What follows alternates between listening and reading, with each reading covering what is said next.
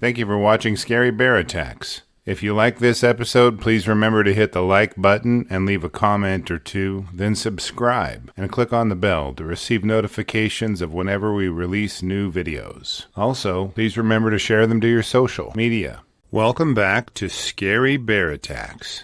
Today's episode takes us to southwest Alaska and a small island just nestled into Uganik Bay of Kodiak Island. Though the island is known for giant bears, those bears aren't only on Kodiak, but also on the neighboring islands. One of these is Sally Island, which only rises about 1,000 feet in elevation. It's a diminutive island, only measuring about 2 miles wide by just under 2 miles long. Sally Island is covered in very dense foliage, composed primarily of huge stands of alder, interrupted with meadows of grasses. There are no rivers on this small island, which means that brown bears on the island either have to search for fish off the shore or swim to the main island. This is easily done on the south end of the island as Sheep Island comes close to connecting all three islands. Deer are just about the only animals on the island that are not predators, and that is what brings a handful of hunters to shore each fall. The brown bears on the island are directly related to the giant brown bears on Kodiak, so their temperament and power are well known. Now, a pack of bears is known as a sleuth or a mall, but bears aren't known to run in packs. There are a few exceptions to this rule, and one of them is when they are siblings or juveniles. Some call a pack of bears a sleuth because of the way bears search through the forest, as if they're detectives looking for facts. A pack of sibling bears is called a litter, but as they grow, this reference to them loses its applicability due to their age. When the cubs reach around 2 years of age, the sow will frequently run them off so she can more easily fend for herself. But if the cubs contribute to her survival, then she will tend to hunt with them. When the litter becomes a sleuth, and their mother manages to keep the litter together and raise them into juvenile bears, they can remain with her as a dangerous and efficient killing team. When a sow has a litter of cubs, the litter is usually between 1 and 3 in number. Cubs have a 34% mortality rate in Alaska and frequently spend at least 2 years with their mother. This means that only 2 cubs in a litter of 3 will survive to venture out on their own. The survival of the cubs depends on a few factors, including the availability of food sources and the willingness of the sow to defend them. If she can offer a violent defense of her cubs from boars, then her cubs will stand a good chance of reaching independence and success. On Thursday, October 30th, 2014, 68-year-old Michael Snowden and his 38-year-old hunting partner Jeff Ostrin arrived at their hunting camp. Each year, the men would hunt together for a week on Sally Island and frequently filled their tags, refreshed their friendship, and filled their freezers for the winter. Snowden was a native of Alaska from Sitka, and Ostrin moved up from Camas, Washington. The men were hunting with the help of a guide and a party of about 10 deer hunters. They used a boat dubbed the Mary J. to deposit the hunters on various locations on the island to hunt for the day. At the end of the hunting day, the hunters would all reboard the boat to return to camp for the night. The first 6 days of their deer hunting went very well, with fun and surrounded by beautiful scenery. On November 4th, 2014, the men's hunt was going just as planned. They'd climbed the steep slopes of the island after coming ashore in the early morning. Pushing their way through brush and glassing breaks in the alders for bucks to emerge made the day slip by in a relaxing manner. At around 10 a.m., Ostrin observed a buck at the top of the island and stalked within shooting range. A single well-placed shot from his hunting rifle brought the buck down and filled one of their tags. As the buck disappeared below the brush, Snowden and Ostrin walked toward the spot where they last saw the buck. Upon arriving at the buck's location, they immediately started to process the deer for recovery by removing its entrails, or gutting it as hunters refer to it. While one man removed the entrails of the deer, the other would stand guard, watching for brown bears. Some bears tend to head to a location after hearing the report of a hunting rifle. These bears are called dinner bill bears, with a shot being the equivalent of calling them in for dinner. The hunters knew that time was key to avoid a confrontation with a hungry bear, and after gutting the deer, began dragging it toward the island's southeastern shore. The Mary J. was drifting just off the shore, and they would radio for it to pick them up when they were ready. As Ostrin and Snowden dragged their buck through the thick brush, a steady seep of blood and bodily fluids leaked out behind them in a tempting trail.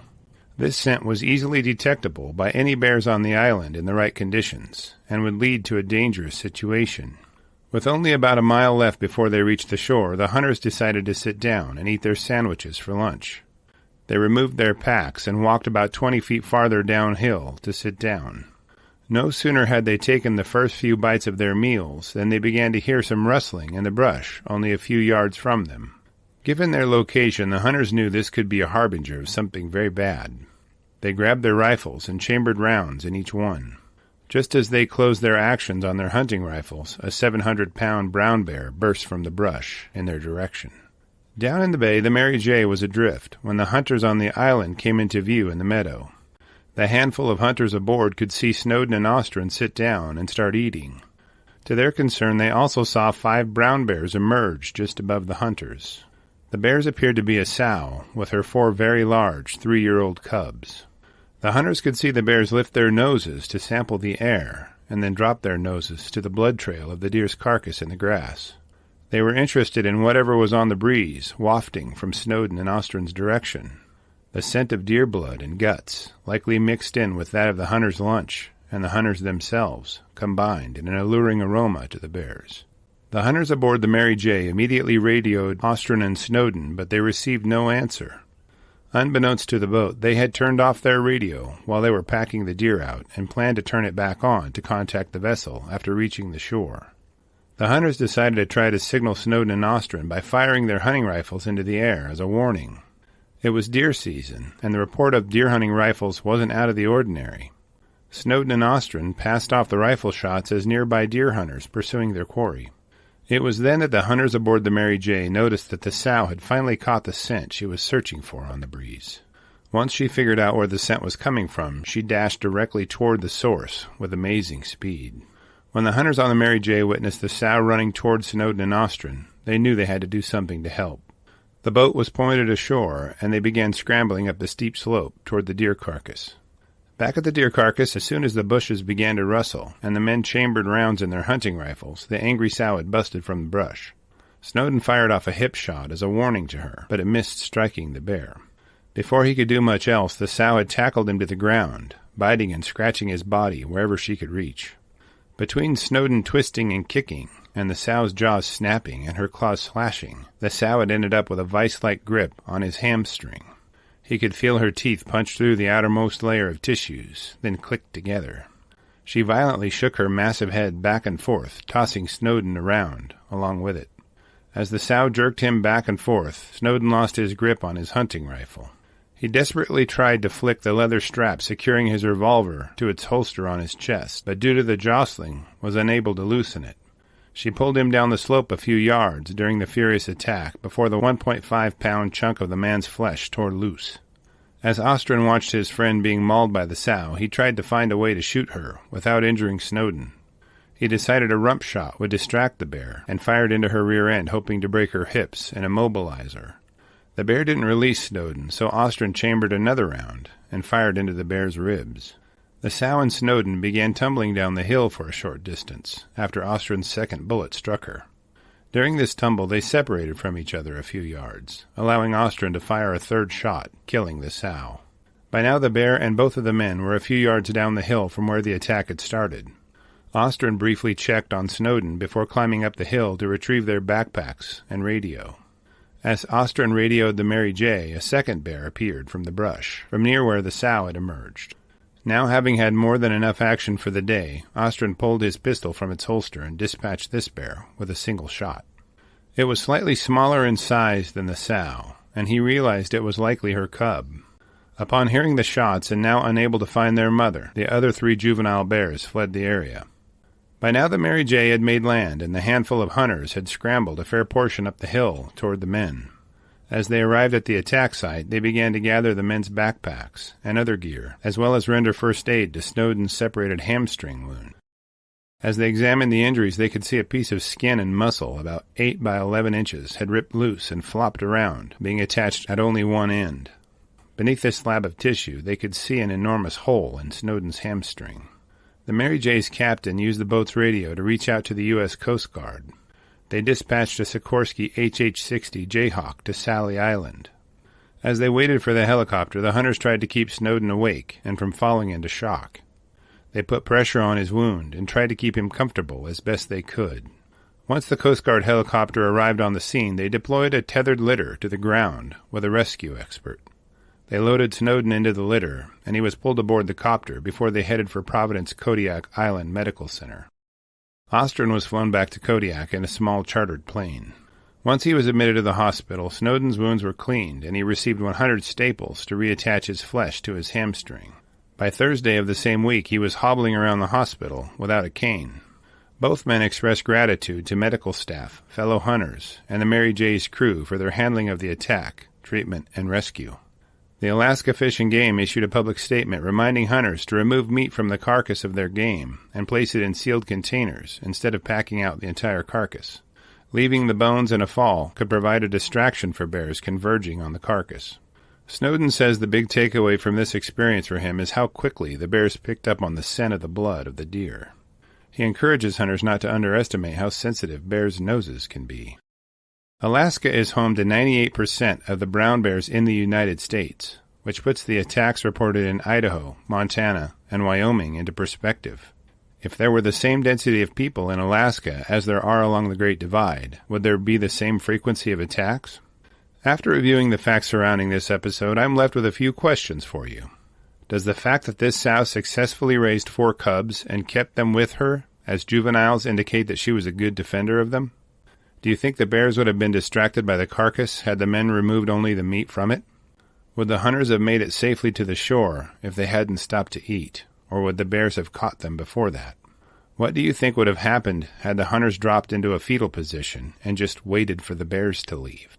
Tell me what would go through your mind if you were covered in deer blood and guts as you watched 5 brown bears emerge from the brush only a few yards from you. I will gladly read and respond to your thoughts, so please post them in the comments section below, and let's talk about it. Welcome back to Scary Bear Attacks. Today's episode takes us to the north shore of Skilac Lake on the Kenai Peninsula in Alaska. As we've reported on a few attacks in this area recently, it is a location with a developing conflict between people and bears. The Cook Inlet surges twice a day with millions of gallons of seawater, and in summer it carries with it salmon, among other species that predators feed upon. The flat sloping forests along the inlet rise to hills and then to mountains within 30 miles of the shores. This increase in elevation amounts to about 1 mile in gain and creates different forest zones and characteristics. The streams and creeks created by this gain allow migrating salmon to procreate and continue their species, as well as many others. The birch, hemlock, and spruce trees are the backdrop of a colorful palette augmented by animals like moose, hares, and squirrels. These animals are pursued by black bears, coyotes, lynx, wolves, and brown bears. At the northeast corner of Skilac Lake, Doroshan Bay opens up to a small valley. The slopes on either side of the bay are forested, but the valley bottom is grassy and swampy. The lake's waters saturate the soil in the valley, creating a damp and muddy environment known as muskeg, just the kind of place that moose like to inhabit. On Tuesday, September 22, 2015, 47-year-old Gregory Matthews was hunting for moose with his brother Roger. They'd spent some time planning this hunt from their homes in Plano, Texas, and had planned to hunt together utilizing a moose call. They practiced calling for moose and helped each other improve their grunts and moans before traveling to Alaska. After boating their way to the north shore of Skilac Lake, the men decided to grunt for moose overlooking the grassy meadow along the valley bottom. If they managed to get a reply from an interested moose, they may be able to see it coming from a few hundred yards away. The requirements for a legal moose harvest in Alaska requires hunters to ensure the width of the bull's antlers as well as the number of brow tines. Shooting one that doesn't meet these requirements can get you into big trouble, even if it isn't a trophy animal. As the hunters spaced themselves out about 40 yards apart from one another, they prepared to grunt for moose. To do this, a tool similar in appearance to a bugle is used as a sound amplification device. A hunter places the smaller end toward their mouth, and the larger end they point in the direction from which they hope moose will answer. The hunter then makes a deep "mwah" sound. It doesn't sound very loud when it's heard, but the antlers of the moose act like a satellite dish, amplifying the sound they receive to their ears. Bull moose can hear each other from a few miles away if the conditions are right. The men set up with Gregory being positioned between his brother and the moose's anticipated approach. Roger would grunt and groan, drawing the moose in his direction and right past his brother's concealed location. This arrangement keeps the lovesick bull's attention on a different place than Gregory's hideout. As Roger grunted and groaned, the sounds of his make-believe moose moans drew the attention of more than the moose in the area. The expectation of a lovesick bull's response was cover for the approach of a predator less lovesick and more hungry. Gregory scanned the brush and hoped to hear the plodding steps and deep grunts of a moose as it approached him. Instead, he witnessed the bushes rustling only 20 yards from him. He watched in horror as a huge sow grizzly and her half-grown cubs stepped out. It was clear to Gregory that the grizzly had come in to find what she thought was a rutting bull moose. She came in expecting to find a prey animal. She was accustomed to hunting, and when she fixed her gaze on Gregory, it became clear she had the same intention with him. As the sow slowly stepped toward Gregory, he yelled at her and threw up his hunting rifle. He fired at her, and the bullet struck the grizzly in the jaw, but did nothing to stop her stalk toward him. The sow broke into a quick trot toward Gregory as he tried to work the action on his rifle again. The sow closed in on him so quickly that the only thing he could do was shove the barrel of his gun into her mouth. She shook her head until she dislodged the rifle barrel and proceeded once again toward Gregory. The sow was now within biting range of Gregory, and as she plowed into him, she knocked him to the ground. She wasted no time in latching her canines onto Gregory's head. She drove her teeth through his scalp and into his skull bones. Gregory instinctively raised his left arm above his head to protect his neck from the bear's jaws. As he did this, the sow clamped down on it and gave Gregory a good shake. The sow sunk her teeth deep into the tissues on Gregory's back and lifted him off the ground a few times, slamming him down after each one. Roger, having now heard Gregory yell and the grizzly roar as the attack commenced, came to his brother's aid. He could see the grizzly sow swatting and snapping at his brother. He immediately drew down on the bear's shoulder with his 300 Win mag. Roger let her rip twice with his hunting rifle and watched as the sow disappeared into the brush before the report from his rifle stopped echoing through the valley. Just for the record, I hunt with a 300 Win mag, and it is my most preferred hunting rifle for any big game. I've dropped a Shiras moose in Idaho in its tracks from 80 yards with this rifle, and its power brings a humane ending to any game animal's life, even without perfect shot placement sometimes. After the grizzly dashed back into the brush, Roger helped Gregory back to his feet, and with their heads on a swivel, they made their way toward the boat. They didn't have any way to reach out for help and rested along the shore hoping for some kind of intervention. Only a few minutes passed before the sound of a boat motor broke the silence in desperation. As the Matthews brothers eagerly watched a boat rapidly approach their location, they waved their arms and yelled to make sure the boat didn't pass them by. The fishermen pulled near the brothers, and the Matthews boys informed them about the bear attack. The fishermen agreed to try to get cell phone service toward the middle of the lake and sped off. As they reached the middle of Skilac Lake, their call to 911 got through at 6:15 p.m., and a Life Med helicopter was dispatched to pick up the hunters. Gregory was flown to Central Peninsula Hospital in Soldotna for initial treatment of his wounds. He was said to be in good condition the day after the attack. The following day, Roger returned to the location of the bear attack and guided a biologist through what had occurred. They searched the area looking for evidence of what had happened to the bear and carried their firearms at the ready. After searching the perimeter of the attack site, the sow's dead carcass was located. She had made it about 100 yards after being shot by Roger. The authorities then began to consider the location and fate of the cubs. Based on the brothers' description, they decided the cubs were at least 2 years of age. They looked over the sow and could see that she was no longer lactating, meaning that she was no longer nursing them. The cubs had been eating food that she had foraged with them, and had learned by now what to eat. After a few more searches for the cubs yielded nothing, the authorities gave up looking for them. The Alaska Department of Fish and Game required that the Matthews brothers complete paperwork describing the circumstances of the attack. They also collected the salvageable parts of the sow's carcass.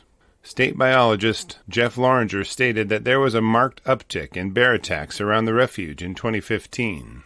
This channels recent episodes on Danny High and Gabrielle Markle. Each happened the same fall as the attack on the Matthews brothers. He indicated that the main reason for this was the fact that more people than ever are accessing remote areas. Before these 3 attacks, all occurring within 7 weeks of one another. It had been nearly 3 years since a brown bear attack on the peninsula. Each of the attacks in 2015 around Skilak Lake and the Kenai River were deemed defensive attacks. After reviewing the facts surrounding this episode, I'm left with a few questions for you. Do you think Gregory would have been killed by this grizzly if his brother hadn't shot her? Did the cubs learn to stay away from humans? Is it the bear's fault when they attack people appearing in areas they've not previously been seen in much? If a big old sow grizzly appeared 20 yards from you, what would you do to ensure your safety? I'll be glad to read and respond to your thoughts, so please post them in the comment section below, and let's talk about it. Welcome back to Scary Bear Attacks. Today's episode takes us to the Schrader Lakes area in the Arctic National Wildlife Refuge in northern Alaska. ANWR spreads for 19 million acres of the most diverse habitat in the Arctic region. The Brooks Range is an expansive chain of mountains that covers the Arctic areas of Alaska. Some peaks in the Brooks Range reach over 9,000 feet in elevation and are capped with ice and snow year-round. Dall sheep dance along the slippery icy slopes, and moose meander the Muskegon meadows. On the north slope, floods of melting snow carve deep valleys packed with poplar and spruce trees. This rush of clean, cold water allows seasonal salmon migrations, which bring nutrients to the ecosystem after their death. Most of the plant life here consists of low-growing bushes and willows, but a few tree species are hardy enough to hang on. Just north of Schrader Lakes, mountains give way to tundra with vast herds of caribou and bands of muskoxen. The predators in the Brooks Range include Arctic fox and red fox, coyotes, wolverines, and gray wolves, as well as all 3 species of bears in North America. Black bears, brown bears, and polar bears somehow eke out a living in this cold and seemingly inhospitable place. On August 4th, 1979, a trio of hikers was getting ready to break camp. Chad Hansen was a professor of Chinese philosophy from Vermont. Quinn and Patricia Whiting O'Keefe were his companions. Quinn was a medical doctor at the University of San Francisco, and Patricia was his devoted and doting wife and partner. In the previous days of their expedition, they had seen a lot of wildlife and unforgettable views. The valleys and slopes had offered their camera pictures that would be remembered for years to come. Herds of caribou thundered across the tundra, and moose peeked from behind small trees and bushes, making the hikers' experience inspiring and peaceful. One notable animal that they hadn't seen was suspiciously missing from their immersive experience in the backcountry. They knew that brown bears were commonplace in this environment, but somehow they had avoided seeing one so far. The hikers were not packing bear spray, given it was not invented yet, and had decided not to take any firearms along on their adventure. Patricia did have the forethought to adorn her backpack with bear bells, though, so the possibility of running into a bear had crossed their collective minds. As the trio hiked the rolling foothills, Patricia pulled ahead of the men by around 50 yards. She did not expect to run into bears, given they hadn't seen any to this point. As she topped a small rise and disappeared on the far side, the men climbed toward her location. Patricia crested the rise and walked down the slope several yards. Suddenly she heard a rustle in the brush nearby and glanced to see what the source of the sound could be. She was filled with terror as she saw a huge brown bear with her 3 cubs steaming toward her from only a few yards away. She could only scream before the sow closed in on her, and had no time to do anything else before the bear dropped her with a single swat from her massive paw. With Patricia now out of sight, the men heard her scream in terror, but couldn't see anything occurring. Quinn and Chad scrambled up the rise to find the sow and her 3 cubs disappearing as they ran away. A sudden rustle in the bushes to their right revealed another sow brown bear, with her 2 little cubs charging toward them in a bluff charge. The men backed down and allowed the sow space. She turned her cubs around and fled as quickly as the other bears had done. After avoiding the second sow's charge, Chad and Quinn searched for Patricia. They followed her moans to a spot just off the side of the trail. To this point, their attention was diverted by running into 7 brown bears within just a few seconds of each other, but now it was all directed to Patricia. Quinn bent down over his wife and was horrified to see how much damage the single swipe from the sow's claws had done to her beautiful face. He could tell by the damage done that the bear's paw had likely struck Patricia on her right temple area.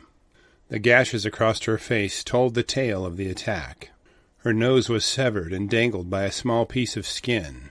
Her scalp on the right side of her head had been sliced and hung attached to her only at the top.